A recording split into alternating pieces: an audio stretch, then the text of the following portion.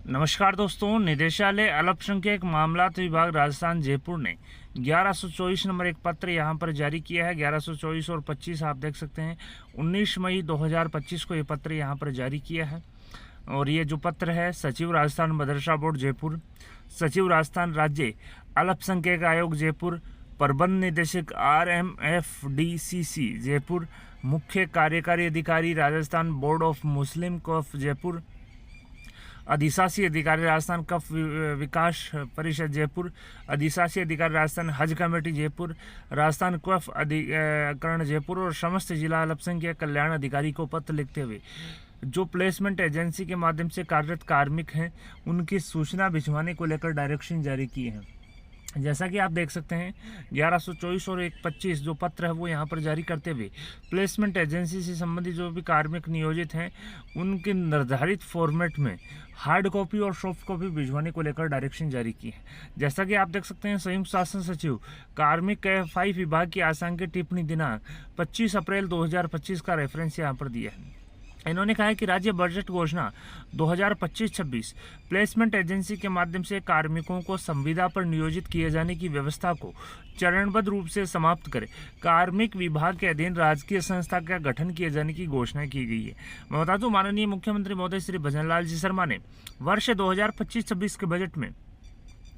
जो ठेका प्रथा है, जो प्लेसमेंट एजेंसी है, उनको समाप्त करते हुए जो प्लेसमेंट एजेंसी कार्मिक हैं, जो ठेका प्रथा के कार्मिक हैं, उनको एक सरकारी संस्था, सरकारी कंपनी का जो है उसके थ्रू यहाँ पर नियोजित किया जाएगा या लिया जाएगा और उसका जो प्रशासनिक विभाग है वो कार्मिक विभाग होगा। इसी राजकीय संस्था के गठन को लेकर जो प्लेसमेंट एजेंसी के जो कार्मिक है, जो ठेका प्रथा के कार्मिक हैं, उनकी सूचनाएं यहाँ पर मांगी जा रही है। साथ ही आप देख सकते हैं उक्त बजट घोषणा की पालना में कार्मिक विभाग के अधीन राजकीय संस्था के गठन की कार्रवाई प्रक्रियाधीन है तथा इस हेतु वर्तमान में कार्यरत प्लेसमेंट एजेंसी और ठेका कर्मचारियों की संख्या की विभागवार सूचना अपेक्षित है। इन्होंने कहा है कि वर्तमान में जो प्लेसमेंट एजेंसी है, जो ठेका प्रथा के कार्मिक हैं, उनके लिए सरकारी संस्था के गठन की जो कार्रवाई है वो वर्तमान में प्रक्रियाधीन है और इसी के लिए विभागवार जो प्लेसमेंट एजेंसी के कार्मिक है, जो ठेका प्रथा के कार्मिक हैं, उनकी संख्यात्मक सूचना की आवश्यकता है। अतः निर्देशित किया जाता है कि आपके कार्यालय में कार्यरत प्लेसमेंट एजेंसी और ठेका कर्मचारियों की सूचना निर्धारित प्रपत्र सॉफ्ट कॉपी वर्ड में इस विभाग को तत्काल रूप से भिजवाए जाना सुनिश्चित करें। आप देख सकते हैं MD मीणा जो निदेशक हैं, उनके डिजिटली साइन राजगाज रेफरेंस नंबर 153-88-679 दिनांक 19 मई 2025 को यह पत्र जारी किया गया है। साथ ही आप देख सकते हैं संयुक्त शासन सचिव अल्पसंख्यक मामलात एवं कफ विभाग जयपुर को भी एक 2 मई 2025 के जो पत्र है उसके क्रम में एक प्रतिलिपि यहाँ पर दी गई है। तो मैं बता दूं, माननीय मुख्यमंत्री महोदय ने बजट घोषणा 2025-26 में जो ठेका प्रथा के जो कार्मिक हैं, जो प्लेसमेंट एजेंसी के जो कार्मिक हैं, उनको उनकी जो संविदा पर लिए जाने की व्यवस्था है उनको चरणबद्ध रूप से समाप्त किया जा रहा है और इसी को लेकर एक सरकारी संस्था का गठन है, सरकारी कंपनी का जो गठन है वो किया जा रहा है कार्मिक विभाग के अधीन। इसी को लेकर सभी विभागों की जो प्लेसमेंट एजेंसी के जो कार्मिक है, जो ठेका प्रथा के कार्मिक है, उनकी संख्यात्मक सूचना की आवश्यकता है। इसी को लेकर 8 विभिन्न अधिकारियों, सचिव, प्रबंध निदेशक, मुख्य कार्यकारी अधिकारी, अधिशासी अधिकारी राजस्थान कोफ विभाग, हज कमेटी, राजस्थान कोफ अधिकरण और समस्त जिला अल्पसंख्यक कल्याण अधिकारियों को पत्र लिखते हुए जो प्लेसमेंट एजेंसी के जो कार्मिक है, ठेका प्रथा के जो कार्मिक है, उनकी संख्यात्मक सूचना का विवरण भिजवाने को लेकर डायरेक्शन जारी किए। जैसा कि आप देख सकते हैं, अब फॉर्मेट भी यहाँ पर चर्चा करेंगे। सबसे पहले फॉर्मेट सेम है, लेकिन एक अन्य विभाग की भी यहाँ पर चर्चा कर लेते हैं। एक अन्य विभाग ने भी प्लेसमेंट एजेंसी और ठेका कर्मचारियों की सूचना मांगी है।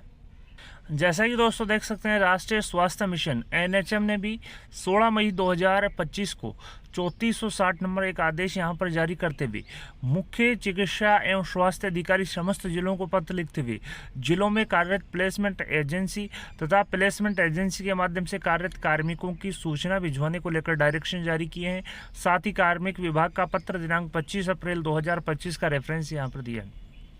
तो आप देख सकते हैं इन्होंने कहा कि बजट राज्य बजट घोषणा वर्ष 2025-26 प्लेसमेंट एजेंसी के माध्यम से कार्मिकों को संविदा पर नियोजित किए जाने की व्यवस्था को चरणबद्ध रूप से समाप्त कर कार्मिक विभाग के अधीन राजकीय संस्था का गठन किए जाने की घोषणा की गई है। के क्रम में कार्मिक एफआई विभाग द्वारा निर्धारित प्रारूप में जिलों में कार्यरत प्लेसमेंट एजेंसी तथा प्लेसमेंट एजेंसी के माध्यम से कार्यरत कार्मिकों की सूचना चाहिए गई है। अतः आपके जिले में कार्यरत प्लेसमेंट एजेंसी तथा प्लेसमेंट एजेंसी के माध्यम से कार्यरत कार्मिकों की सूचना संलग्न निर्धारित प्रारूप में सॉफ्ट कॉपी और सत्यापित हार्ड कॉपी 5 दिवस में विभागीय मेल आईडी co_hrd.nrhm@yahoo.com पर भिजवाया जाना सुनिश्चित करें। साथ ही इन्होंने कहा इस पत्र को सर्वोच्च प्राथमिकता देवें। संतोष कुमार गोयल जो परियोजना निदेशक हैं उनके डिजिटली साइन से पत्र यहाँ पर जारी किया गया है। साथ ही प्रतिलिपि दी गई है विभिन्न को आवश्यक कार्रवाइयों और सूचना। तो दोस्तों यहाँ पर बजट घोषणा 2025-26 के बजट में प्लेसमेंट एजेंसी के जो कार्मिक है, जो ठेका प्रथा के कार्मिक है, उनके लिए एक सरकारी संस्था का गठन यहाँ पर किया जाएगा। इसी को लेकर विभिन्न विभागों से प्लेसमेंट एजेंसी और प्लेसमेंट एजेंसी के माध्यम से नियोजित जो कार्मिक हैं उनकी सूचनाएं मांगी जा रही है, ताकि जो वर्तमान में जो प्रक्रियाधीन सरकारी कंपनी का गठन है उसको गति मिल सके।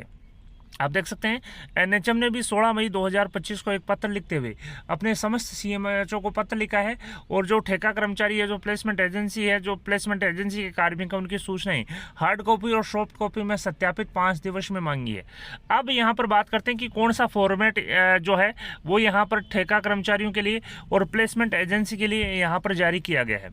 जैसा कि देख सकते हैं फॉर्मेट बहुत ही कॉमन है, 2 फॉर्मेट जारी किए हैं, फॉर्मेट 1 और फॉर्मेट 2। फॉर्मेट 1 प्लेसमेंट एजेंसी से संबंधित है जिसमें उनकी करीब 12 प्रकार की सूचनाएं मांगी गई है।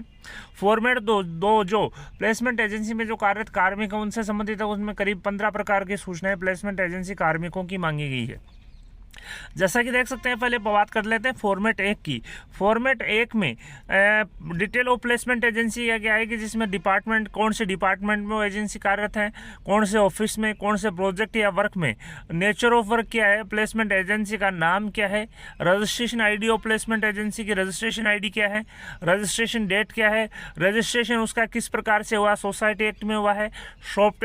एक्ट में हुआ है, ट्रस्ट एक्ट में हुआ है, कंपनीज एक्ट में हुआ है, working as placement agency since यानी कि कब से वो प्लेसमेंट एजेंसी के रूप में कार्यरत है, इसके अलावा वर्क ऑर्डर कहाँ से लेकर कहाँ तक है और रिमार्क। इसी प्रकार से फॉर्मेट 2 जो है प्लेसमेंट एजेंसी की जो कार्मिक है उनसे संबंधित है, जिसमें उनका जन आधार नंबर, उनका नाम क्या है प्लेसमेंट एजेंसी कार्मिक का,